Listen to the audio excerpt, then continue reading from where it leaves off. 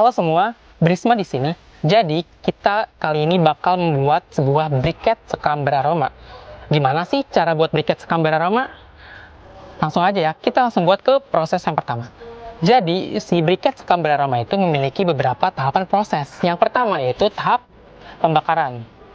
Jadi, sekam padi yang telah dikumpulkan, dilakukan suatu proses pembakaran. Bisa menggunakan sangrai, melalui kompor yang berapi besar, dan bisa juga melakukan pengapian gitu melalui si pengoboran situ.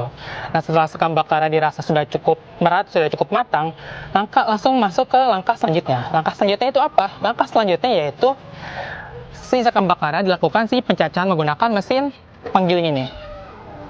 Gimana sih Kak mesin penggiling ini? Deskripsinya?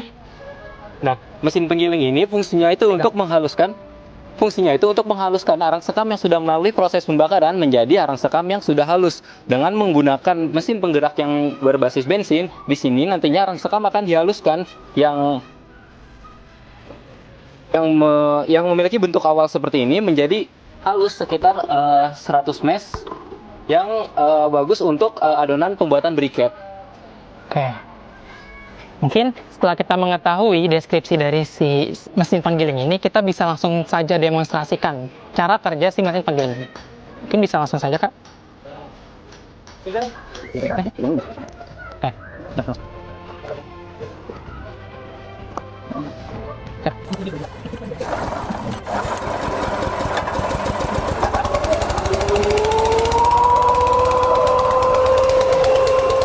Setelah dilakukan penggilingan menggunakan mesin giling yang berbahan bakar bensin ini, dihasilkan suatu sekam yang telah halus, yang kurang lebih ukurannya itu 100 mesh gitu seperti ini. Oke, jadi setelah dihaluskan, di sini akan dilakukan tahap penimbangan, di mana akan ditimbang dengan rasio tertentu dengan perbandingan sekam dengan air adalah 1:1, kemudian sekam air dan juga tapioka itu 1:1:3.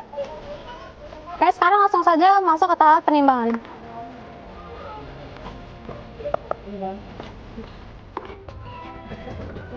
Nanti kita ada ya? Ya. Oke, setelah kita melakukan penimbangan terhadap sekam bakar yang sudah dihaluskan, sekarang adalah kita memasukkan tepung tapiokanya.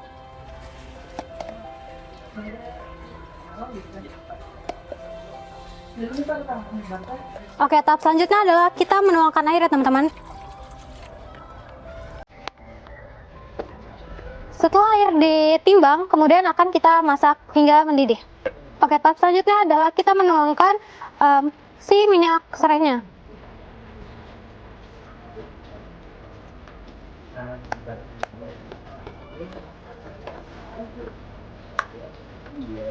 Oke, jadi di sini air yang sudah mendidih akan kita campurkan kepada bahan yang sudah ditimbang sebelumnya. Setelah itu akan dilakukan tahap pengadukan.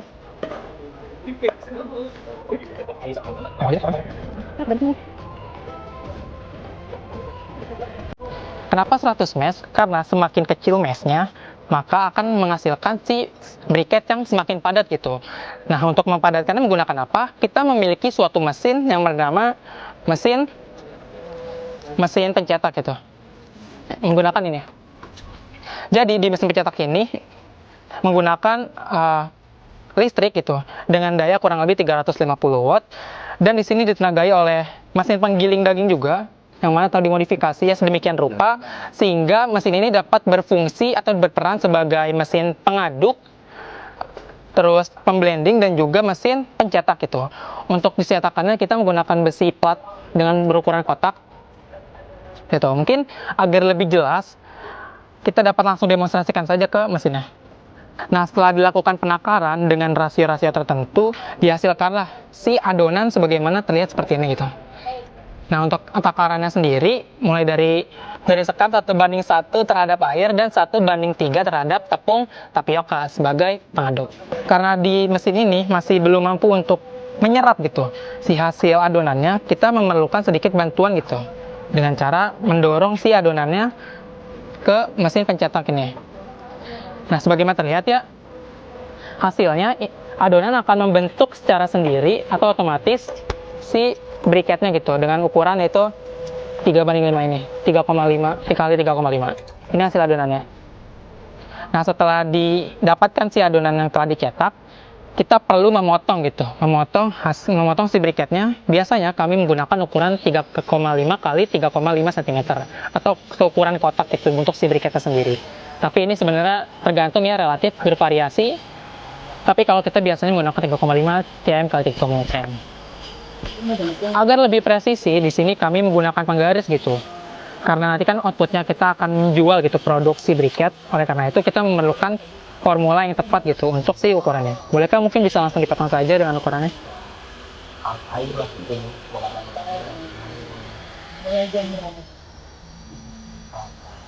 Potong beberapa aja.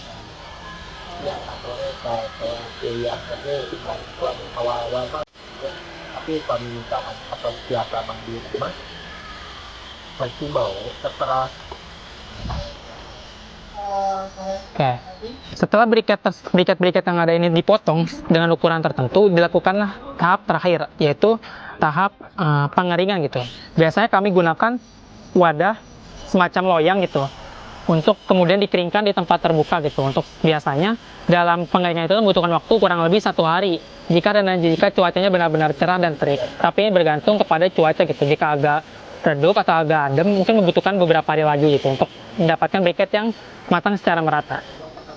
Oke, selain kita menggunakan pencetak otomatis tadi, kita juga memiliki pencetak manual. Sebagaimana terlihat, ini menggunakan mesin dengan metode hidrolik ya gitu. Jadi si adonan briket yang telah dibuat tadi kita masukkan ke dalam wadah yang ada di sini itu, cerobong yang ada di sini. Kita bisa langsung masukkan saja. Pastikan si adonannya tuh masuk secara baik ya. Sini kita membutuhkan pendorong gitu. Kita bisa menggunakan apa saja pendorong, bisa pisau ataupun penggaris dan lain-lainnya. Dorong secara dalam agar si adonan itu masuk ke dalam si pencetak yang ada di sini gitu. Di pencetak di sini tuh ada 2 buah pencetak gitu. Nah, setelah dirasa sudah masuk semua, kita bisa langsung pindahkan saja si pencetaknya ke tengah. Untuk kenapa dipindahkan ke tengah? Ini berfungsi untuk mesin pencetak ini, menggunakan mesin hidrolik itu dapat ngepres gitu ke si pencetaknya. Kita bisa lakukan beberapa kali tekanan agar memastikan si pencetak itu padat gitu. Setelah dirasa cukup, sudah, kita bisa langsung buka aja si pisau bawahnya gitu.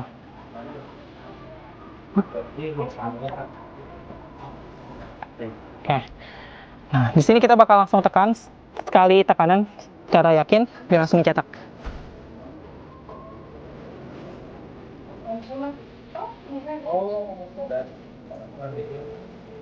Oke. Sip. Jadi ini hasilnya, briket yang telah dicetak menggunakan mesin pencetak manual atau mesin hidrolik. Hasilnya kurang lebih sama kayak mesin otomatis, hanya saja untuk ukurannya itu telah di setup dan disetting dengan ukuran tertentu mesin hidrolik ya. Jadi inilah hasilnya. Oke, cukup sekian prosedural pembuatan briket sekam beraroma. Saya Nokbral Fatah. Saya Linong Petunisa. Saya Andreas Fadila. Saya Denis Satria Sehat. Dari tim briket sekam beraroma mengucapkan terima kasih, kurang lebih mohon maaf, dan see you in the next time.